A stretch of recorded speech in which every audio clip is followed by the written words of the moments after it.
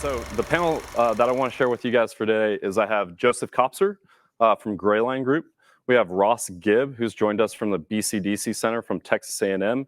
And we have Guy Walsh, who's the Executive Director from UTSA. So what I'd like to give first is hand it over to for yourself and walk us through a little bit of your background and what you do now at UT. Yeah, well, thanks for having us here. So my purpose here today is really twofold. I mean, I literally wear one hat, but I actually have, in figure of speech, many hats, in the sense that having been in the Army for 20 years, part of that was very much involved in Army innovation. And then to be here in Austin for the last 10 years, be a part of this growing defense innovation space, I just took my networks, my interest in continuing to serve in whatever way possible. So on the private sector side, working with a lot of companies, which we'll probably talk about some of them perhaps, but more recently, the new president of the University of Texas is committed to making sure that people know that the University of Texas at Austin here in town is a world-class partner and destination for our military veterans and their families. And so I serve in that role as a special advisor. So a lot of experience in this space, but thrilled to be here at Fed Supernova and appreciate Capital Factory and Deloitte for sponsoring the session. One thing that I want to highlight about Joseph, he was absolutely critical in bringing the J-Rock here a few months back. Really, we had, I don't know if I've seen that many stars in a room in my life, but it was one of the things that really showed the power of what Austin looks like and what really the Texas ecosystem at large is doing. So there were 14 flag officers, current and retired. Nobody, well, in that current 14, nobody less than a three-star, all because of the defense innovation system that has been set up here in Texas. And it was a sight to see. Yeah, absolutely. Ross, what about yourself? So my name is Ross Gibb, and I too was in the Army a little bit longer than Joseph, maybe a couple of years longer. Normal career up until kind of brigade command. Then it took a turn for trying to build what is now Army Futures Command. I was on the Army Futures Command Task Force as the Chief of Staff to really try to prove to DoD and the other stakeholders that it was the right move. From there, I went to the Secretary of the Army's office to be his executive officer, and then begged to get back to Texas and stood up Army Futures Command in support of General Murray. Did that for 2 years as his executive officer, and been with Texas A&M, University Systems, T's, and College of Engineering to stand up the Bush Combat Development Complex. So we're excited for the invitation. Really appreciate all the effort that Texas is putting into national security. So thanks. And one thing I want to highlight about Ross and Texas A&M specifically is that Texas A&M, when it comes down to working with NSIN, has by large been the most impactful university. When it comes down to students, I think that there's over 50 interns that came from Texas A&M, from researchers that are working with Crane University. Right. And I know later today we'll go into some of what you're doing with the BCDC Center, and I think talk about how teams, how university students, how companies can engage with the BCDC. Yes. And then I think one of the other things to highlight is I think the benefit of having the crowd that's up here today is talk about how universities can start working together to bring that out. So just on that one point, just because a lot of people think there's this rivalry between schools, et cetera. There might be on the football field, but honestly, the state legislator gave us $50 million for this part of our complex called the Innovation Proving Ground. Yeah. And it's for all Texas public universities to use as part of their research ecosystem. Yeah. So we've had, UT out there. We're looking to get other schools out there to use that 300-acre outdoor laboratory. So I wanted to give a big push for that, because it's not all about Texas A&M and it's not all about Texas. It's really about the United States. Amen. And lastly, retired General Guy Walsh. I'd love to have you introduce yourself. Good afternoon. I'm Guy Walsh. And first of all, that's going to be a recurring theme that Ross and Joseph brought up here. You saw that on the stage yesterday when you had President Taylor Ramey from UTSA with Chancellor Sharp from Texas A&M. And some of the dialogue, again, you see them on stage here, but some of the dialogue there. And I will tell you that simply without some of the opportunities I've had in working with Texas A&M and working with the folks from, whether it be the Bush School or Steve Cambone and the other folks there. So what is happening at Texas A&M is absolutely tremendous. And again, that'll be a recurring theme. So as a matter of background, again, Ross trumped Joseph here in terms of time. Well, I've got about 5 decades of service there, so that'd be probably tough.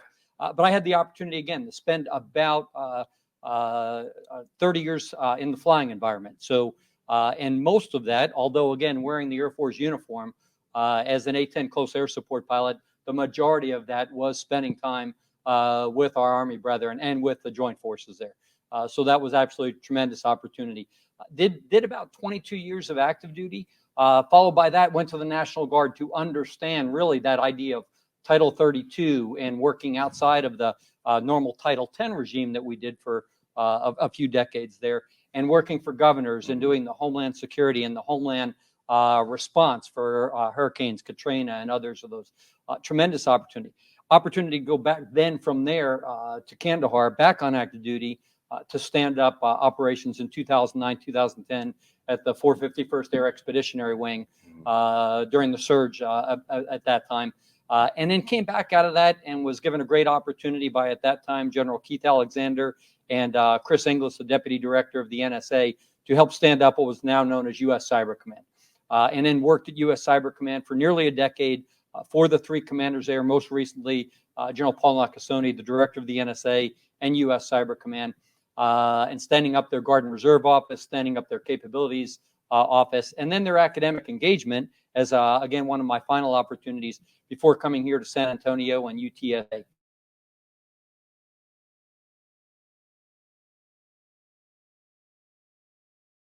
Bosses in Afghanistan, and have just had that opportunity for the past 2 years of standing up what is now the National Security Collaboration Center at UTSA. Yep. So is that Department of Defense, but then also for the state of Texas. One way that I'd like to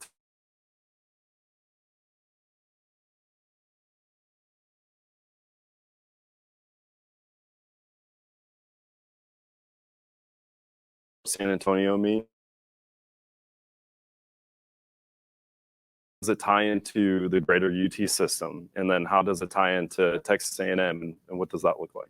So yeah, we're on, I'm going to say, the accelerated path there. But for those not familiar with San Antonio, Joint Base San Antonio is the largest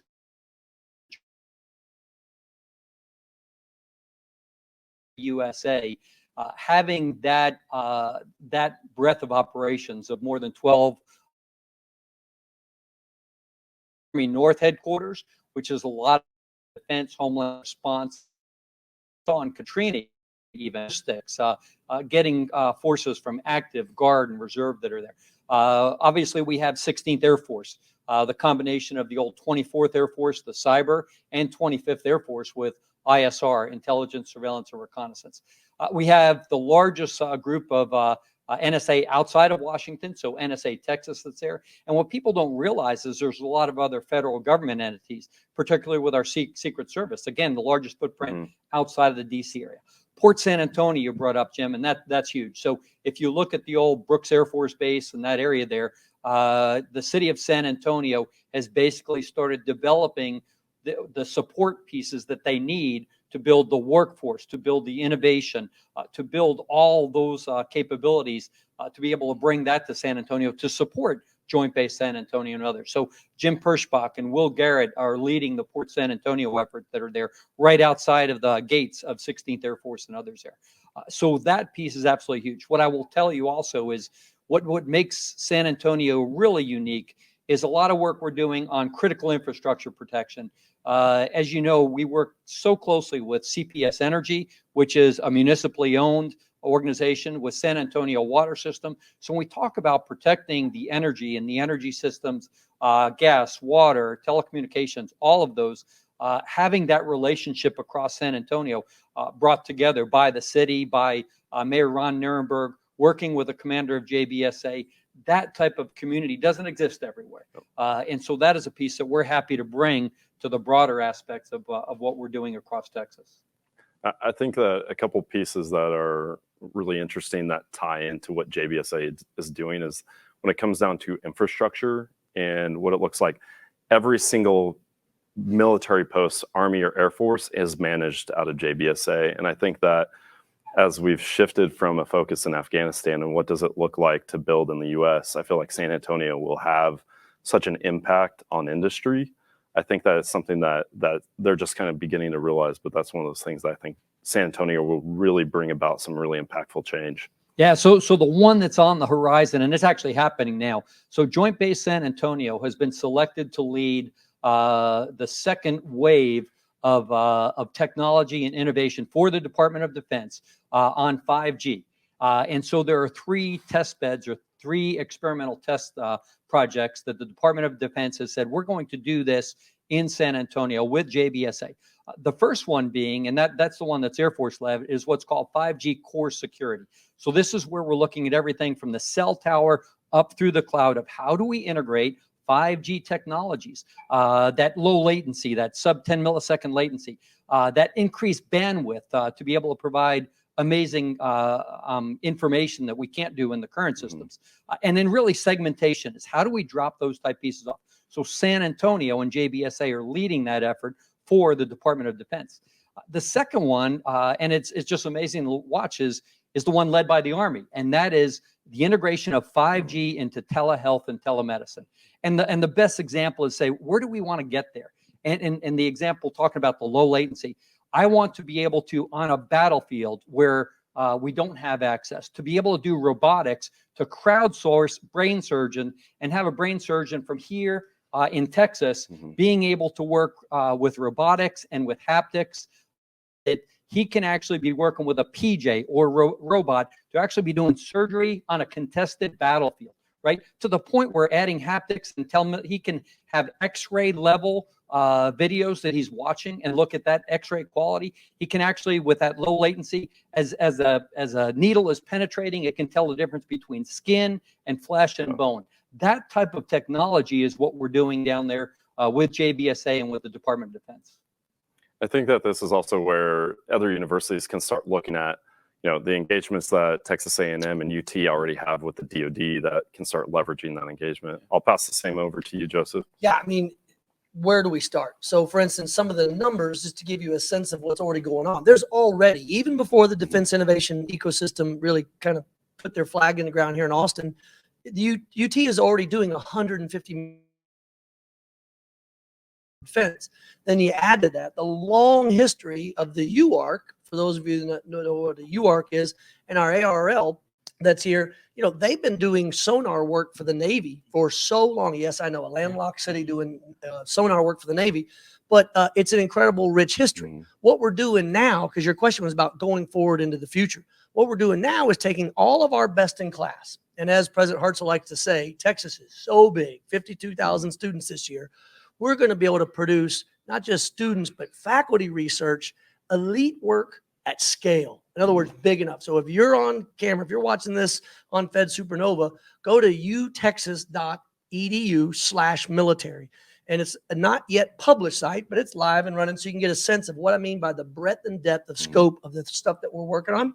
And specifically, what I'm most excited about is we've now kind of consolidated in a new office called the Office of Defense Research Advancement under Seth Wilk. And we're going to be marrying that with a newly consolidated entrepreneurial ecosystem on campus. So over 28 organizations on campus are either have the title innovation, entrepreneurship, or technology in its title. And we're going to really marry those together over the next 5 years. So if you are either from the military, other universities, startups, and you say, I've got a big problem, I want to find people doing it on scale, come to the University of Texas. That's the goal over the next 3 to 4 years, is to marry the entrepreneurial ecosystem to the existing body of research. That doesn't have to be military only. It's not just bombs and bullets. It is also everything from bioscience, cyber, and whatnot. I think the opportunities in working with, like, when we look at how many millions of dollars, I mean, billions of dollars are invested in universities, and we look at the talent that's coming out, we're even looking at these sorts of engagements also build towards what does it look like to get new human capital? Like, how do we get the best and brightest students to go work with the department? You're not always working on tanks. You're working in health sciences. You're working in HR. You're working as data scientists, and you can work in some really interesting fields. So I think that you bring up a good. University of Texas has, I was shocked to learn this, 11 astronauts have graduated from University of Texas because of this cross-sector of approach going on. I'll pass it over to you, Ross. Yeah, so the Bush Combat Development Complex, and I'll talk a little bit about that, but we're on the Rellis campus. So a lot of people don't know what the Rellis campus is. So it's about 8 miles from the main campus, and it has its roots in, national security. It was an Army airfield. So you had Buzz Aldrin do some instrumentation testing there. And then after World War II, it then was called the Annex, and that's where all our folks coming back from World War II stayed in some temporary dorms to go to school using their GI Bill. And then it came back into the Air Force during the Korean War. So we have runways, it's 2,300 acres, and that's really where the Bush Combat Development Complex lies. So I just actually spoke to a group yesterday, virtual conference, worldwide conference on hypersonics. And one of the things that I heard from the previous keynote speaker as I was listening, it was all about hypersonics. He gave a kind of a factoid that I was not aware of, that we have 10 times less national test infrastructure than our closest near peer adversary in hypersonics.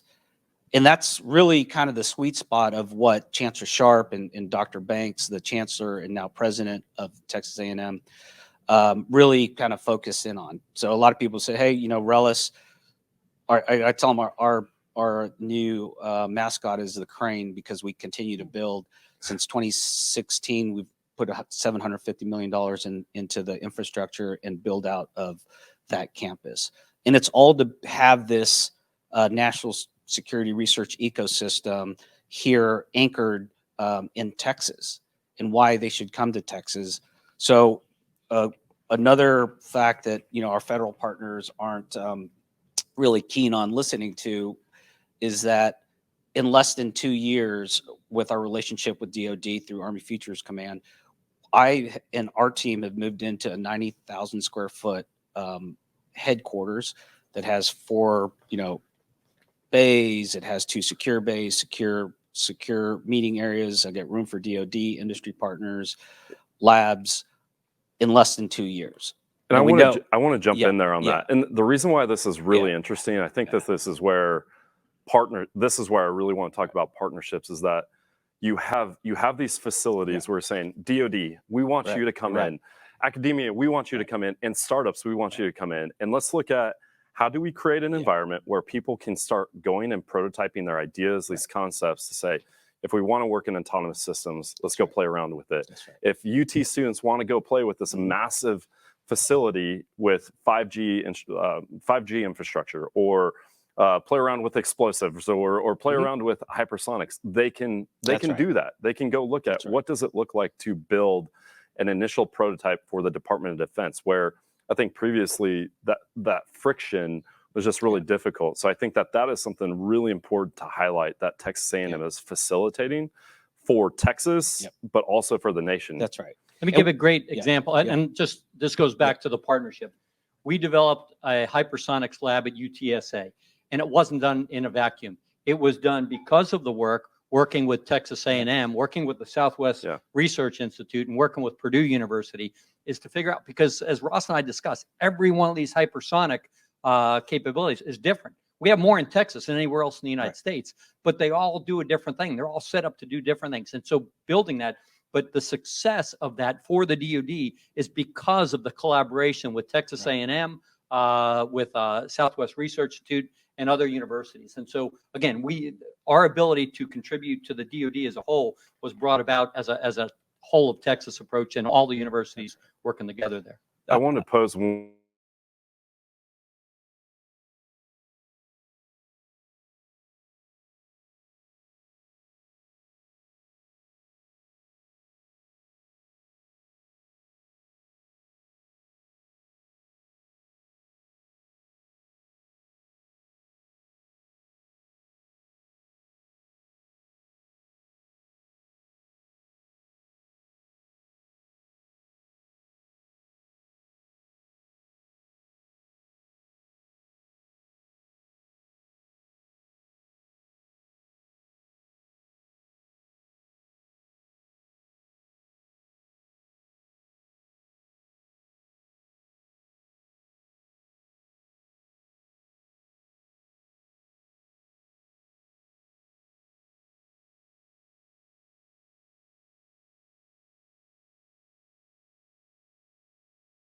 use at a minimum. Go dual use, because especially when they go dual use, they're going to find so many partners on.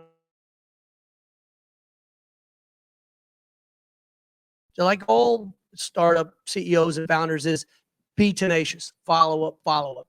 Because just for every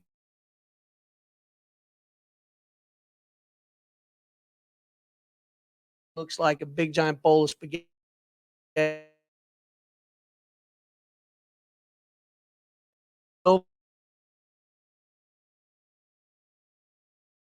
is be able to build that ecosystem.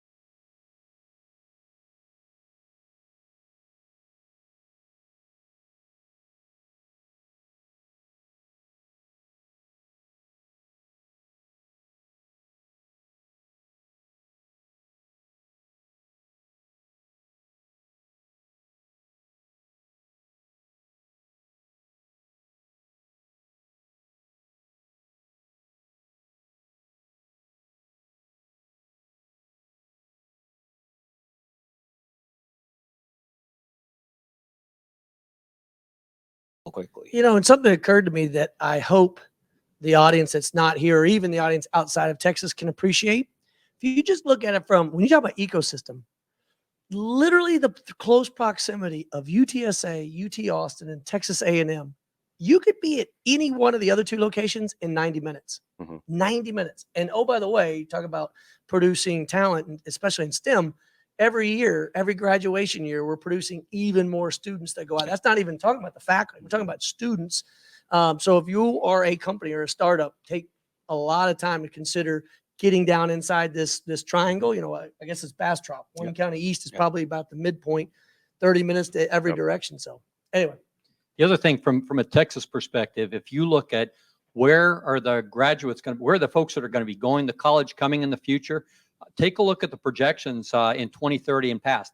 All of the New England states in the Northeast are going down by about 10% of how many folks are going to be graduating high school. If you look at Texas, we're going up between 12 to 14%. right? So if you look at crazy. the dynamics there, the opportunities are huge. What I will tell you again, first of all, UARC and FFRDCs, our federally funded research centers, and those are diamonds. Those are national treasures, right? What we're trying to do is complement that. So a lot of the research we're doing as a non-UARC, as a non-FFRDC, those are our best partners. But what we're doing is broadening the scope in terms of what we do there. The other part is, where are we getting our students from, right? And what differentiates us really in San Antonio is we reflect the population of San Antonio. In our students, we're a minority serving institution, right? We're about 74% minorities altogether there. So in terms of the student population, we're reaching out to people that normally aren't who you were seeing in this. 50%, close to 50% of our faculty are women. And if you look at what we're trying to do within the STEM area, I think we're graduating about 4,500, going to 10,000 is what we're doing, but really focusing on bringing diversity to that workforce and bringing folks that are older, upskilling people. So General Hyten says you can't create a computer engineer in 4 years. What you can do is take someone who's been an engineer somewhere else and teach them a little bit of coding, teach them some programming or something. And now we're creating that. So we're looking at bringing, and we're looking just in different areas. You know, we're doing that scan to say, what are the areas that there's potential to bring additional students, and trying to meet some of those requirements out there.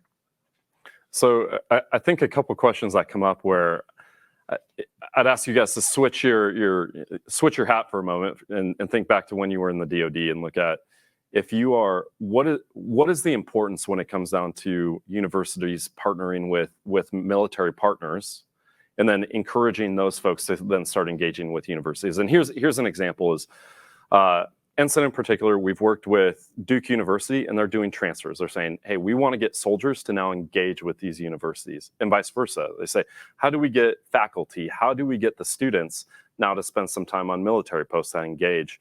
I think looking forward, how important do you think that is to the DoD? How important do you think that is to the students? And maybe even, I think, talking about bridging the civilian military gap, which is what the DSD cares deeply about, is how do we make sure that gap doesn't widen, but instead close? And I feel like university is a massive part of that. I'd love to hear you guys' opinion on that. I'll hand it off to Joseph. Well, in no particular order, I'll just kind of go in backwards in time of some stuff that's happened recently. So just this morning, the TRADOC commander. So for those people who don't know, the Army TRADOC commander is in charge of recruiting, retention, and doctrine and training. And they are competing for 18-year-olds going into the military, just like Buc-ee's is competing and Amazon is competing for talent. And we hosted him this morning with educators from all across Central Texas to help kind of do a two-way dialogue, which is, we're both looking for the same talent. How do we work together? Because our national security and our all-volunteer force could be at risk if we don't maintain that interest. Secondly, that, you know, of activities that are going on bridging this divide is, there's so much more that goes into national security than just the high tech or the sexy stuff you see in the next Top Gun movie. We're talking about like policy making, looking at how we're looking at the intelligence community, whether it be the Clemens Center or the Strauss Center, and the cutting edge work that they're doing to bridge that that gap between military and civilian. And then lastly, I think it's just being an ambassador. 10 years ago, when I was running Texas Army ROTC in my last year of my 20 years in the Army, I was the only active duty military officer in Central Texas. Yeah, Army officer, I should say. Only Army officer in Central Texas. Now, you can't swing a dead cat in Central Texas and not see Army officers everywhere. And they are all part of this bridging the divide, and the university wants to be a partner. And the last thing I'll say is, we're doing a pilot with Army Futures Command personnel that are here to get a dual degree, or to basically pick up a master's degree while they're in town, which is something that the Army kind of sort of does, or the military does, but not really. They call it advanced civil schooling. They want it to be a little bit more formal. We're just like, look, you're here. Let's figure out a way to get you on campus nights and weekends in a way that helps everybody. So lots of different programs. Yeah. So Texas A&M has 2,500 cadets in the Corps of Cadets. This is pretty big. Only 40% are roughly commissioned. So there's a huge body there that are very patriotic, or there because it's kind of a legacy or a family tradition, or people that just want a specific regiment, right? And the diversity of thought that those young people give to the rest of the 73,000 students on campus is really important, right? And then Did you say 73,000? 73,000, right? We thought we were big with Yeah, 52. that's right. And we do that by flexing programs like NSIN's programs and capstones to let them know that there are other things that are going on that could be interesting or important to them. I reach out to the VSO office kind of just as my, something for the soul, not for, part of my remit, to help them interconnect with Army Futures Command or 16th Air Force, because a lot of them still hold active clearances and they still want to contribute. They just don't know how to connect the dots, even to include their spouses that are students as well. So, that's part of how we do that. But I think the DoD realizes, at least when I was my last job, they realized that the diversity of thought is important. And that the reason why Army Futures Command stood up is that they knew a lot of innovation was happening beyond the big primes, they're great. But those small startups that Joe and Guy were talking about, and then really targeted relationships with universities, not the big general, hey, just all this basic and fundamental research, let's get after it. It's more of how can we work on some applied things? You come out with a prototype and then have a small or medium or large company take it the rest of the way, right? Yeah, you can dive right into That's right. If you have an interesting piece of tech that the university produces or a student, you have MBA students, you have engineers, you have just a whole swath of people who are eager, hungry to go work on interesting problem sets. And I think that with the guidance that a university provides through faculty and leadership, I think that you start looking at, like, multiple venture firms are looking for dual use purpose companies, right? Do you have something that can work with both the DoD and with the commercial sector? Because everybody's looking to de-risk investments. An interesting thing is the university is now becoming a great place for whether it's commercial sector or DoD to take place. And I think Texas in particular is really where that epicenter is starting. And I think that these universities right here is really where that can be centralized and that effort can come forward. So, and let me start, because again, I want to cast the picture back on you guys, but NSIN has been huge in that, right? Being able to have the mentors with the Project X that we did throughout the summer and have that regular daily interaction with a lot of our students that are there. So that's number one.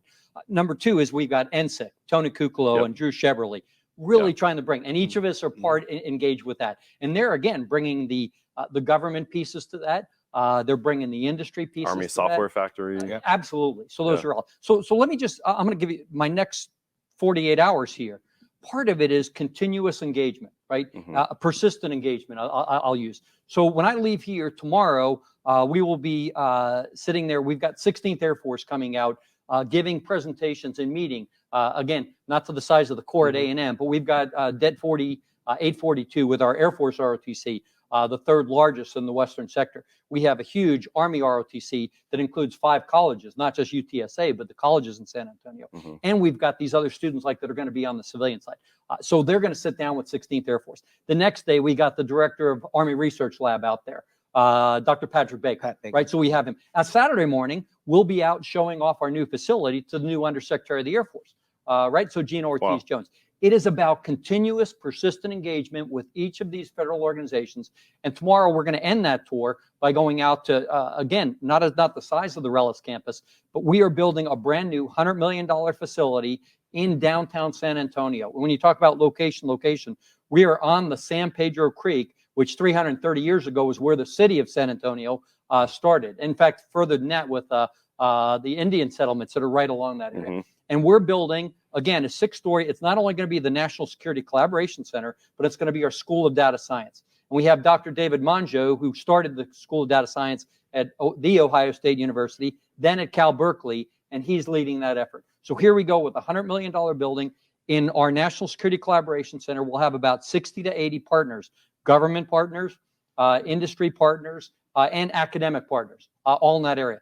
Texas A&M San Antonio is at about every collaboration day that we do every Thursday with all of our partners. So we're engaged with each of these organizations that we do that. And that is the key there in terms of being able to bring research across the board there and have that for 2 years. I was on that design team trying to make sure that it wasn't two different doors where the industry and government walked up and the students went to the others. So we have put almost a forcing function to have that level of interaction because you need that for the students.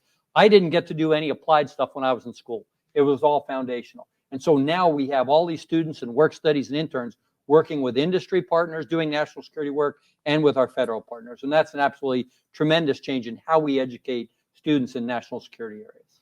So I want to toss something out there to, I think the wisdom that this crowd brings to the discussion of how the state and the federal government can do better. Like, I think one question, so from an OSD perspective, how does NSIN make it easier? How do we make it easier for universities to do this? I think from the perspective of whether it's funding, grants, students, how can the government do a better job to facilitate engagement for universities? I'll go for this time. So how about the messaging that you have willing partners, right? That will either build or create that environment that DoD wants, right? So, Joe spoke about all the things that they're building to help with the ecosystem on, UT Austin campus, and Guy said the same thing. And hopefully that was my message in Relis. It's like, we are continuing to support. We know that it's important to our nation, so we're continuing to support what DoD needs and wants.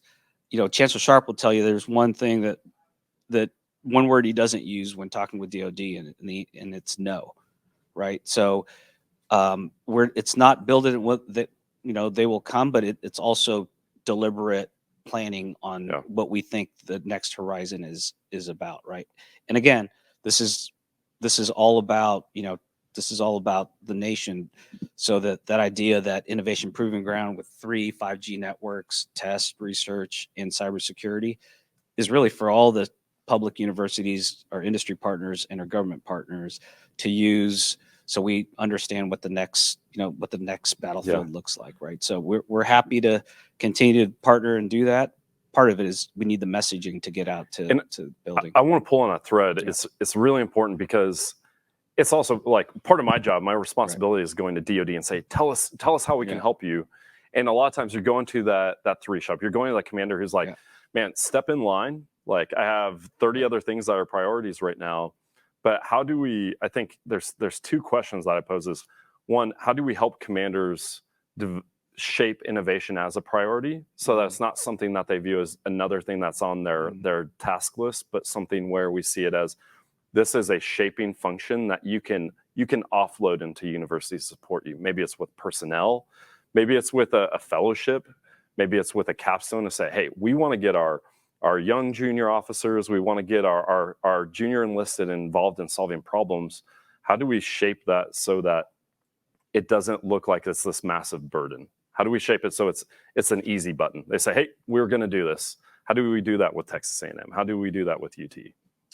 Well, I think at the University of Texas, we recognize that though parts of the university were already doing this work and have been since World War I, in fact, pilot training, literally, it's the craziest thing to say, but that's how far back it goes.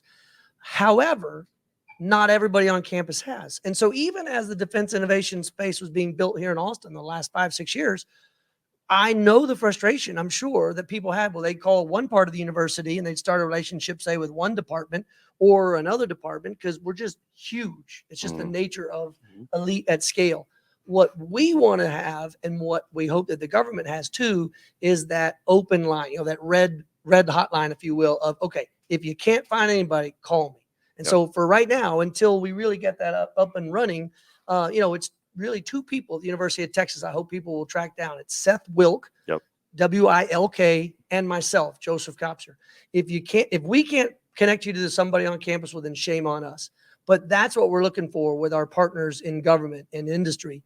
And then the last thing I'll say is there's some simple fixes. Like, we have a program in many universities called Hacking for Defense. It's a class going from beginning to end, how to take problem the military has, think about the 8-step problem solving method, go all the way through, build out prototypes and MVPs, and then see what you can make out of it.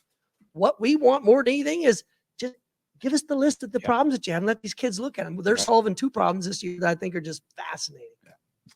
So one of the things that at UTSA, we have about a dozen agreements with not just DoD, primarily, again, large component with what we do with Army North, with 16th Air Force, but we also do it with Secret Service. We also do it with Department of Energy.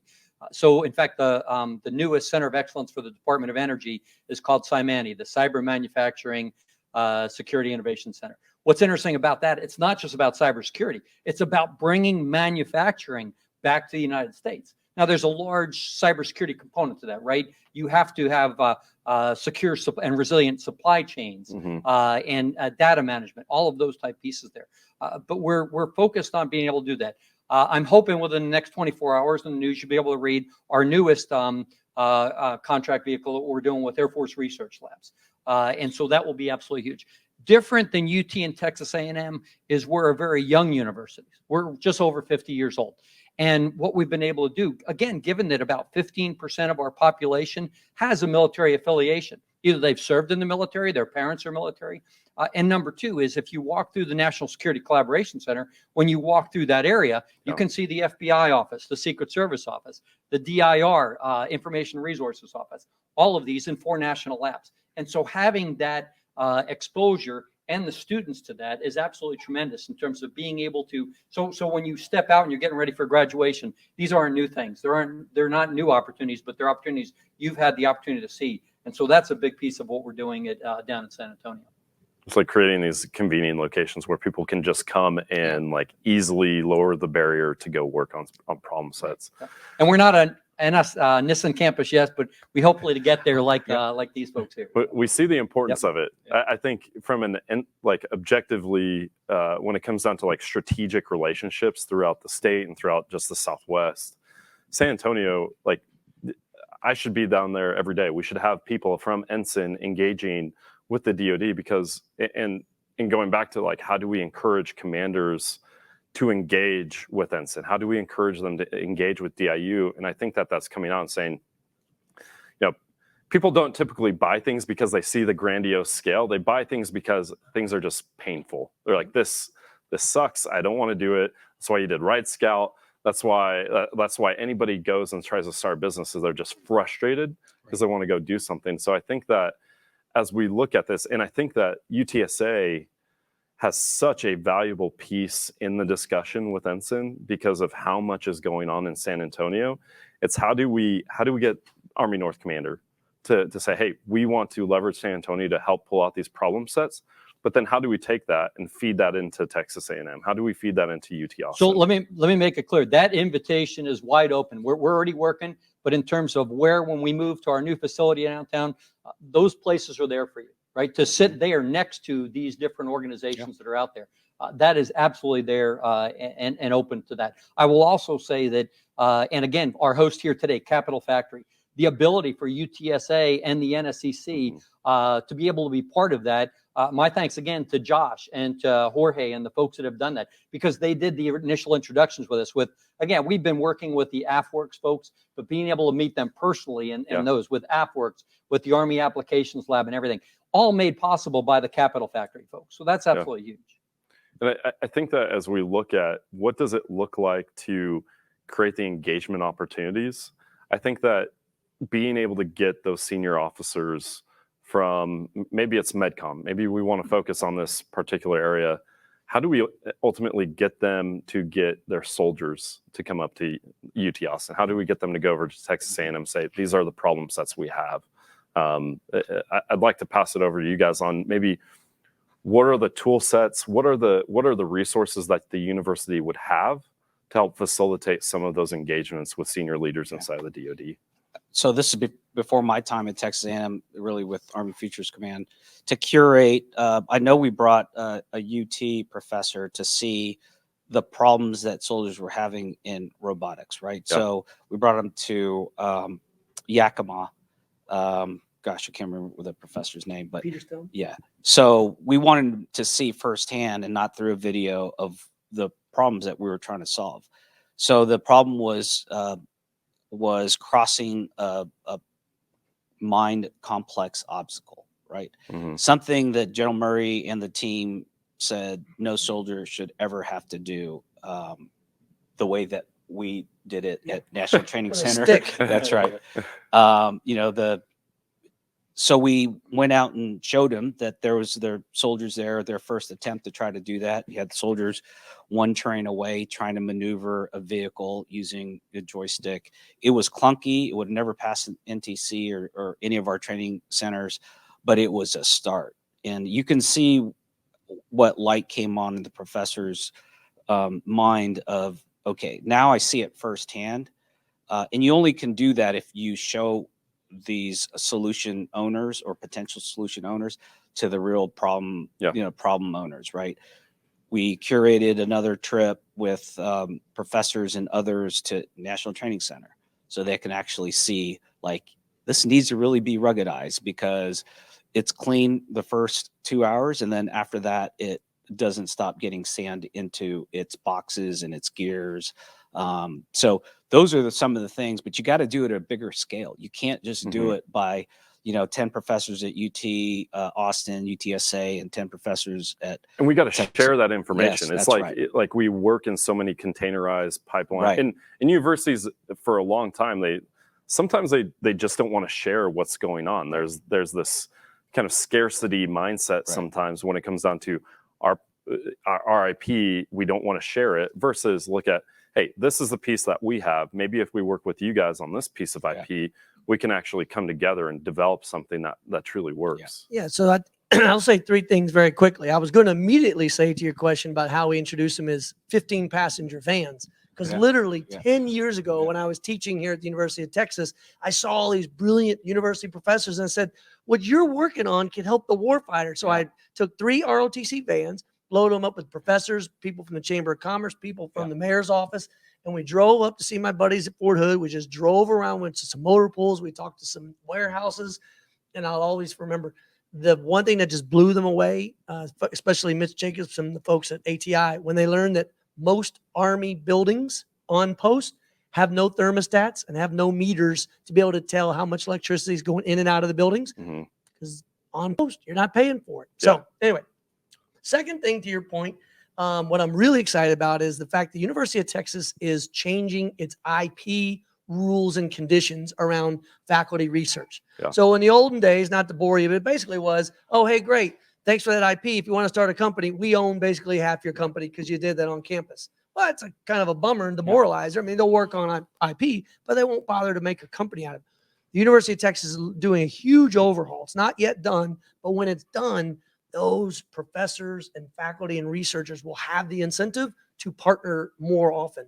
And then the third thing I'll say, it's not yet released, but boy, I can't wait for this new portal to open up, that we have mapped out as best we can every bit of innovation going on in all these different pockets. And the website is so clean. It's called the Navigator. You're literally going to be able to say, I am a, and then it's a pull down menu. I'm a researcher. I'm a startup. I'm a DoD. I am a, and I am looking for, and it'll be all the different categories of research, bio, cyber, you name it. And then for this kind of work, and then whatever it happens to be, public-private partnership. And when that Navigator is out, I can't wait to see what happens, because the more we can share the information that's out there, because oftentimes people just don't even know where to hit that easy button or where to plug in, and that Navigator is going to go a long way for that. It's so important. That, like, I can think of how even General Norris over at Texas Military Department would talk about how do we create the opportunities for people to actually plug in, because it seems kind of like the scary beast that's moving, and you're like, I have no idea where that connection point is. It's pretty challenging. We have about 6 minutes left. What I want to share is give you guys the opportunity. What does the audience need to know about what you guys are doing, and what are some things that you'd like to share about the university that's coming up? Maybe it's the next 6 weeks. Maybe it's something that the audience needs to know about how to plug into the universities. But the floor is yours to talk through anybody who needs to know, how do they plug into you guys? So if you're in the areas that we're really interested in, or really focused on, laser diagnostics, hypersonics, directed energy, resilient networks, autonomy, ground, air, ground, BCDC would be, I would be, or our website would be the initial point of contact. We also have a technology, we're building out a technology innovation modernization catalyst. Building is about 20,000 square feet to work on those things that Joe was talking about. And then also, how do we do the tech transfer? How do we get startups in that have interesting solutions for maybe not only our defense primes, but maybe for government to look at, maybe to ask defense primes to take a look at those areas. Tease is probably the next best in terms of the broad brush, right? We're 11 universities, 8 state agencies. 3 of the state agencies belong to the College of Engineering. Tease holds many of those, the keys to a lot of the areas. So, the point of contact there, which I can get you, would probably be the next best, the next best thing. And then, honestly, if you have a need for building your strategic bench for your company or for your organization, I'm happy to connect you to get these young people through your internship programs and to do work while they're students on your tough projects. Because that's how you build the team, right? Early, you keep reinforcing it, and by the end of the road, you have a loyal employee that is clearable, typically one that can continue to do important work for you, and they'll have all the reach back to the university. So I love the good to great theme of get the right people on the bus. Right. I think it's always important. By the way, I meant to say is, if you want to do that, I will put some NSIN dollars behind that to say, let's get some buses together and let's do it. I'm in. Yeah.